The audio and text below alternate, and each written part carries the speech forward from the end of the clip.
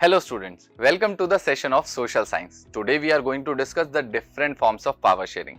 हमने इससे पहले दो पावर शेयरिंग के फॉर्म्स को देखा है, जिसमें हमने वर्टिकल लेवल की बात की थी और हॉरिजॉन्टल लेवल की बात की थी। वर्टिकल लेवल में देश में अलग अलग स्तर पर सरकार होती है। एक सरकार जो पूरी कंट्री का ध्यान रखती है उसे हम कहते हैं सेंट्रल गवर्नमेंट या यूनियन गवर्नमेंट। उसके बाद आते हैं हमारे बहुत सारे राज्य, उन राज्यों को स्मूथ फंक्शनिंग के लिए दी गई स्टेट गवर्नमेंट। उसके बाद आते हैं हमारे लोकल एरियाज, जहां पर अगर गांव है तो पंचायत होगी और अगर शहर है तो म्यूनिसिपैलिटीज देखने को मिलती हैं। उसके बाद बात करते हैं हम हॉरिजॉन्टल लेवल की। तो हॉरिजॉन्टल लेवल पे एक सेम स्तर पर एक सरकार के अलग अलग इंस्टीट्यूशन के बीच में पावर को डिवाइड किया जाता है, जिसमें लेजिस्लेचर, एग्जीक्यूटिव और जुडिशरी आते हैं। इन तीनों के बीच में पावर को इस तरीके से बांटा जाता है कि कोई भी अपनी पावर का मिसयूज ना कर सके, और इसे ही चेक एंड बैलेंस सिस्टम भी कहा गया था। और आज हम बात करेंगे power sharing among the different social groups और power sharing among the political parties, pressure groups and movement के बारे में। तो चलिए पहले बात करते हैं power sharing among the different social groups, जिसमें ये कहते हैं कि power sharing can also take place among the different social group such as religious and linguistic group. अब ये सुनते ही कहीं ना कहीं मुझे बेल्जियम की याद आती है। बेल्जियम ने कितनी खूबसूरती से अपनी पावर को डिवाइड किया था अलग अलग लिंग्विस्टिक ग्रुप में, जो कि श्रीलंका ने नहीं किया था। अब बेल्जियम ने इसे नाम दिया था कम्युनिटी गवर्नमेंट, जहां पर डच की अपनी कम्युनिटी गवर्नमेंट थी, फ्रेंच की अपनी और जर्मन की अपनी कम्युनिटी गवर्नमेंट थी। अब इस कम्युनिटी गवर्नमेंट की जिम्मेदारी थी कि इसकी कम्युनिटी से रिलेटेड कोई भी व्यक्ति, चाहे वो देश में कहीं पे भी रहता हो, उसके इश्यूज का ध्यान रखा जाए। और यहाँ पर कम्युनिटी गवर्नमेंट को 3 टॉपिक्स भी दिए गए थे, जिसमें था लैंग्वेज, एजुकेशन और कल्चर।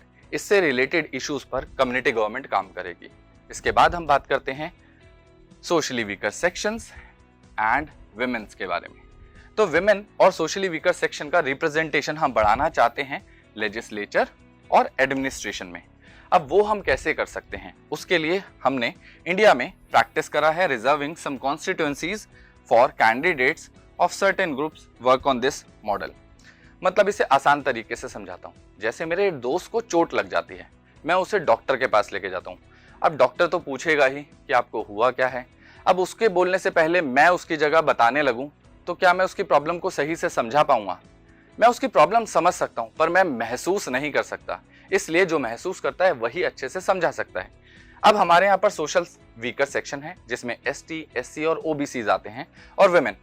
इनके बारे में कहीं ना कहीं बहुत सारे टॉपिक ऐसे हैं जिसके बारे में अगर यही एक्सप्लेन करें तो ज्यादा बेहतर होगा। ठीक है। इसके अलावा एक फिजिकल हैंडीकैप पर्सन, वो अपनी प्रॉब्लम खुद बता सकता है कि वो डेली लाइफ में क्या क्या चैलेंजेस फेस करता है। कोई एबल्ड, आप इस बात को समझिए कि कोई एबल्ड व्यक्ति इस बात को नहीं समझा सकता कि वो क्या फील कर रहा है। इस तरीके से हमने एक रिजर्वेशन सिस्टम लेके आए। अब इस रिजर्वेशन की एक खूबसूरती है वुमेन के लिए भी। वुमेन जो अपना घर बहुत अच्छे से चला सकती हैं, वो देश भी बहुत अच्छे से चला सकती हैं, और इसीलिए लोकल सेल्फ हेल्प गवर्नमेंट के मॉडल में इन्हें 1/3 रिजर्वेशन दिया गया, जिसकी वजह से इनका पार्टिसिपेशन और ज्यादा बेहतर हो सके और वो कहीं ना कहीं डेमोक्रेसी का और इम्पोर्टेंट पार्ट बन सके। और इसी मेथड के थ्रू हम माइनॉरिटी कम्युनिटी के साथ एक फेयर शेयर ऑफ पावर को देखते हैं। अब आइए चलते हैं next, distribution of power among the political parties and pressure group. अब power can also be shared in the different political parties and social group stand for the different ideologies और viewpoint. अब आप सोच रहे होंगे कि political parties के बीच में पावर शेयरिंग कैसे होगी, क्योंकि हर पॉलिटिकल पार्टी का अपना एक पॉइंट ऑफ व्यू और आइडियोलॉजीज होती हैं। अब ऐसे में उन सबको एक प्लेटफॉर्म पे कैसे लाया जाए, तो ध्यान से समझते हैं। इलेक्शन होते हैं। अब फर्ज कीजिए कि किसी भी पॉलिटिकल पार्टी को मेजॉरिटी नहीं मिलती, तो क्या हम बार बार इलेक्शन कराएंगे? नहीं। ऐसे में जिस भी पॉलिटिकल पार्टी के कैंडिडेट सबसे ज्यादा होते हैं, हम उन्हें ऑफर करते हैं कि आप दूसरी पॉलिटिकल पार्टी से बात कीजिए, कुछ कॉमन ग्राउंड पे आइए और फिर सरकार बना लीजिए। इस तरीके की गवर्नमेंट को कहा जाता है कोलिजन गवर्नमेंट। अब कोलिजन गवर्नमेंट का एक बहुत नया तरीका सामने आया, जिसे हम अलायंस भी कहते हैं। अब इसमें होता क्या है, 2 या 2 से ज्यादा पॉलिटिकल पार्टीज मिलती हैं और पहले से ही एक अलायंस बना लेती हैं, और फिर वो कंटेस्ट करती हैं इलेक्शंस को, जिसमें जीतने के बाद वो एक कोलिजन गवर्नमेंट बनाती है। जिसमें अगर हम बात करें तो कांग्रेस का अलायंस यूपीए कहलाता है, और देश में बीजेपी का जो अलायंस है उसे हम एनडीए कहते हैं। तो इस तरीके से हमारे सामने पावर शेयरिंग का मॉडल आता है। इसके बाद हम बात करते हैं इंटरेस्ट ग्रुप्स की। अब आपने बचपन में नाउन पढ़ा था। नाउन का एक सब सेक्शन था जिसमें हम कॉमन नाउन पढ़ते थे। जैसे ही मैं स्टूडेंट बोलता हूँ तो वो कहीं ना कहीं सारे स्टूडेंट को रिप्रेजेंट करता है। इसी तरीके से यहाँ पर कुछ इंटरेस्ट ग्रुप हैं जिसमें traders, business person, farmers, workers आते हैं। अब इन सब के इंटरेस्ट लगभग सेम ही होते हैं। अब इनके इंटरेस्ट के साथ कैसे गवर्नमेंट अपनी पावर को शेयर करे, तो इसके लिए एग्जाम्पल ये है कि गवर्नमेंट जब भी कोई कमिटी बनाती है तो इनके इंटरेस्ट को ध्यान में रखा जाता है और इनको कहीं ना कहीं इस कमिटी का पार्ट भी बनाया जाता है। फॉर एग्जाम्पल, अब अगर गवर्नमेंट स्टूडेंट के लिए कुछ बनाना चाह रही है, स्टूडेंट के लिए कोई लॉ लाना चाहती है, तो कहीं ना कहीं स्टूडेंट यूनियन को ऑफर किया जाएगा कि वो इस कमिटी का पार्ट बने। इसी तरीके से मान लेते हैं कोई इंडस्ट्रीज या बिजनेस से रिलेटेड लॉ आएंगे तो इंडस्ट्रियलिस्ट और बिजनेस पर्सन को इस कमिटी का पार्ट बना के उनके साथ भी पावर को शेयर किया जा सकता है। इसके अलावा कई बार ये इंटरेस्ट ग्रुप अपनी पावर को इस तरीके से भी रिप्रेजेंट करते हैं जहां ये एक प्रेशर ग्रुप का काम करते हैं और ये मूवमेंट खड़ा करते हैं, जिसमें जेपी मूवमेंट भी था। उसके बारे में आप जरा जाके सोचिएगा कि जेपी मूवमेंट क्या था और इसे एक्सप्लोर कीजिएगा। एक मूवमेंट हमने अभी रिसेंटली देखा कोरोना टाइम में, जहां पर हमने फार्मर का प्रोटेस्ट देखा। कुछ लॉज आते हैं एग्रीकल्चर से रिलेटेड जिसमें फार्मर प्रोटेस्ट करते हैं। फार्मर को लॉज पसंद नहीं है, जिसकी वजह से उन्होंने अपना एक मूवमेंट चलाया, सरकार पे प्रेशर बनाया।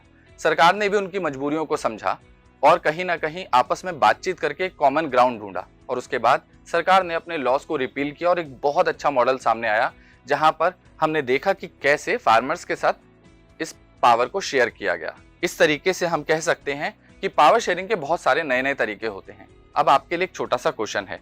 क्वेश्चन ये कहता है कि when the different political parties share power to form the government, तो इसका क्या एग्जाम्पल होगा? क्या ये एक मेजॉरिटी की मेजॉरिटेरियन गवर्नमेंट है, फेडरल है, कम्युनिटी है या कोलिजन गवर्नमेंट है? जरा सोच के देखिए। आपने बिल्कुल ठीक सोचा है, ये कोलिजन है। मजा आ रहा है ना? तो चलो एक और क्वेश्चन देख लेते हैं। अब बात करते हैं who elects the community government in Belgium. Belgium के अंदर कम्युनिटी गवर्नमेंट को इलेक्ट कौन कर सकता था? People belonging to one language group community only, by the leaders of Belgium, the citizens of the whole country and the community of the leader to Belgium.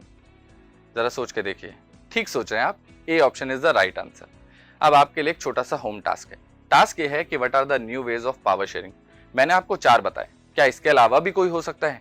तो जरा सोच के देखिएगा और इन सभी मॉडल्स को आप अपनी नोटबुक में नोट करेंगे। मैं आपसे मिलता हूं इसके नेक्स्ट वीडियो में। Till then keep learning and keep smiling.